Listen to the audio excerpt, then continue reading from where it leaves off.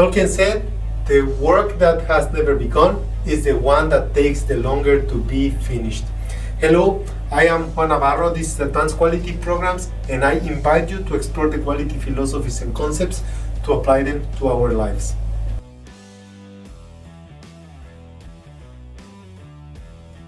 Today, we are going to review the importance of standards. The intention of one standardization process is to create the necessary controls that make sure that we are doing what we say that we are doing, and this repeats over time. So, what's a standard? A standard can be understood as a model, criteria, rule, instrument, or course of action that is used as a reference for fulfillment of one specific procedure or requirement. To have one standard guarantee that the result match with the expectation. For example, when we expect the walking distance of 1 mile, we have a reference to compare to. Standards indicate the expected or desired behavior to compare to when normal fixed conditions are given, and these are used as a guideline for the operation. Standards need to be defined in order to have a reference that shows in time when deviations are present, and this reference is very useful to correct the deviation in time when it is needed. So to create one standard, we need 3 steps or 3 parameters. First, we need a purpose, and this indicates the model, the principle or condition to be achieved or compared to. For example, the desired result. If I want to have a pound of food, the standard will indicate me how much I need to add or subtract to fulfill the requirement. The second is the scope. That this will indicate the benefits of using the standard. So for example, if we want to measure capacity, then we have a standard to measure capacity. If we want to measure distance, we have a standard to measure distance.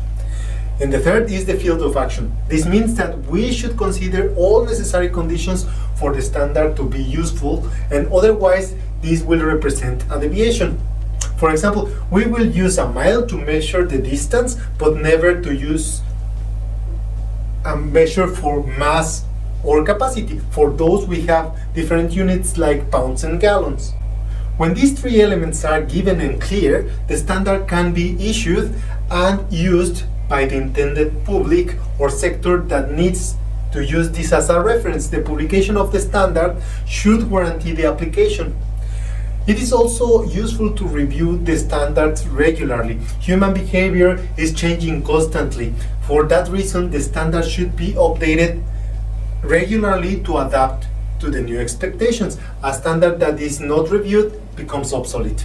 When we create a standard, they become the set of rules of behavior that will be used as a guide to regulate different aspects of our everyday life, and this will help us to obtain the results that we desired in this specific field of application. That is why we should be careful to create only those rules that are useful to us and to help us to measure and achieve the goals that we want to attain on those specific areas. Standards reduce our workload by helping us to create all those routines that are necessary to eliminate uncertainty every time we face a situation. This is kind of a plan to execute every time this situation presents. Now, why is it important to have a standard and live by standards? It is very simple. When we have a standard and we can clearly describe our expectation, we can clearly express what we want to achieve. When we know what we want to achieve, we know what we want, and it is easier to conduct ourselves with purpose that will ultimately bring quality to our life.